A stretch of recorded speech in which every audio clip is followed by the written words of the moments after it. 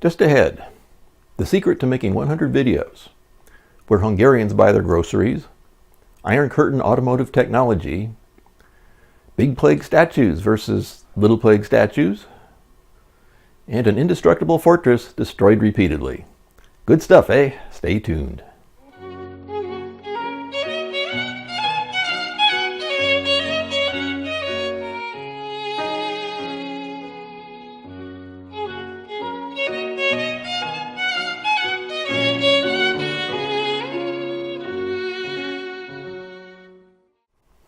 Hi, welcome to the latest Bob and Nella's World video. Those of you who've seen any of these know that I'm Bob and that my wife Nella and I like to travel to different places and take pictures and post stuff about these places on the internet. Well, Nella likes the traveling part anyway, but is content to let me do the posting if it makes me happy. This is number 5 in our series of videos, which represents a milestone for us, though one that's maybe not that impressive to anybody but us. But if you can do 5, you can do 20, and if you can do 20, you can do 100. About now, Nella is shaking her head in quiet despair, and at some point I might join her, but not yet. In this video, I'll be talking about Buda Castle, as you may have guessed from the title. In this case, Buda has nothing to do with the guy in India who started Buddhism, but instead refers to half of the city of Budapest, Hungary, the half found on the western bank of the Danube River, which cuts through the middle of the city. You might also have deduced from the title that there's a castle in Buda, and you would be right. And we'll get to that, but first we'll take a quick look at a place that we visited on our way to Buda. This place, located on the east bank, or Pest side of the river, is Budapest's Great Market Hall. The Great Market Hall was built in 1897 with lots of glass and wrought iron, and with 107,000 square feet of space is the largest market hall in Budapest. Yes, there are others. If you're thinking that Hungarians have some hugely difficult name for the place, again, you would be right. The hall has 2 levels of vendors, a ground level and a sort of mezzanine. The ground level is devoted to food, and there are a number of stalls at which some gorgeous produce is on display.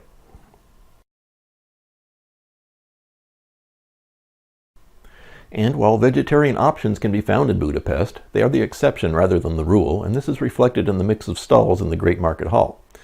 Historically, Hungarians like meat, and meats of all kinds can be found in the hall.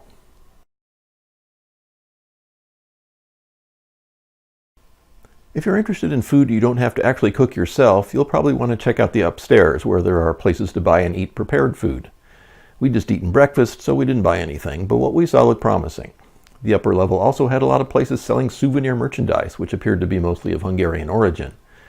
But again, we didn't buy any of it, not because it didn't look interesting, but because we were just getting started and didn't want to be carrying extra stuff around all day.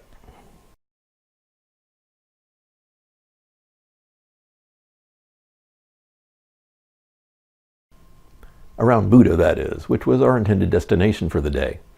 From the market hall, we took a bus across the Liberty Bridge, which is 2 bridges south of the Chain Bridge, for those of you keeping score, and up to the top of Castle Hill on the other side of the river. Before walking over to the castle, we took a quick look around at some of the other landmarks to be found on the hill. The first thing that caught our eye was this marvelous machine, a Soviet-era Trabant 1.1 Universal, parked with a note on its window asking, in English, for donations to be put toward its maintenance. During the bad old days of the Warsaw Pact, Budapest thoroughfares were choked to bursting with Trabants, and Budapest residents were just choked by the cumulative emissions put out by them. Trabants were actually manufactured in East Germany, but Hungary's automobile population had a higher Trabant percentage than any other countries. The Trabant 1.1 seen here was introduced in 1990 and uses a 4-stroke engine from Volkswagen, acquired through a licensing agreement. But all Trabants older than that were, and the many survivors still are, powered by a mighty 26-horsepower 2-stroke engine. 2-stroke engines today are more commonly found in motorcycles, lawnmowers, and chainsaws, and produce an uncommonly high level of smelly bluish smoke as a result of lubrication oil typically being burned along with the engine's fuel. But Trabants don't need much power, as they are very light. Trabant door panels are made of something called duroplast, a compressed mixture of resin and polyester, which is light, cheap, rust-proof, non-biodegradable, and completely useless as any kind of protection in the event of a collision. The government has tried to get Trabants off the road by offering free public transport to people who turn them in, but many people have not complied, as they would miss them.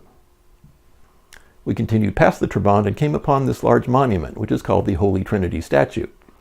The statue was built on this spot in 1706 to commemorate a plague which had hit the city in 1691. But then there was another outbreak in 1709, so the statue was removed and replaced by a larger one, which is the one you see here. Apparently it works better, as the plague has not returned.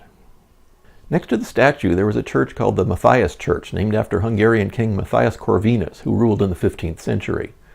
We thought we might pay a visit, but the church turned out to be on its lunch break. We resolved to return later. Keep your eye out for a future video. In the meantime, we took a lunch break of our own before heading over to the castle. Buda Castle, also known as the Royal Palace, has been through a lot. There's been something at the top of the hill since 1265, but it seems that it's always been in a state of renovation or rebuilding or extreme neglect or extreme abuse. First it was a Gothic palace, then a Renaissance palace. Then the Ottoman Turks moved in and used it as a barracks and a stable. The Austrian Habsburgs dislodged the Turks, bombarding the palace in the process. Then they tore it down and rebuilt it again and gave part of it to some nuns who found it too fancy for their liking and moved out after a couple of years. They tried to turn it into a university, but this didn't work out either, with the fledgling university moving across the river to Pest. Then it became a palace for the Habsburgs' chief representative in Hungary, with a pause for another bombardment during a brief revolt by the Hungarians, followed by another period of repair. An expansion project was completed in 1912, just in time for World War I, which it managed to survive fairly well. However, World War II followed, and the Nazis in Hungary chose to make their last stand against the Soviet Red Army in the palace. This wasn't good for either the Nazis or the palace, as the Nazis were forced to surrender, and the palace was reduced to a near ruin by artillery. After the war, the palace was gradually pieced back together, a process that continued into the 1980s. The palace is now home to the National Gallery, the Budapest History Museum, and the Hungarian National Library. We didn't have the ambition to visit any of these institutions, restricting ourselves to poking around the exterior of the building. Here's the National Gallery, and here's a view of the palace dome. There's quite a bit of statuary, including several figures in something called the Matthias Fountain, which depicts King Matthias and a hunting party.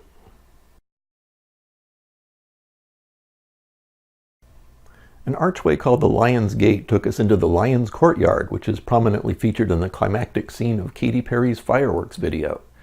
There's a link in the description below for those interested in reliving this piece of entertainment. Again, the sculpture in the courtyard is impressive.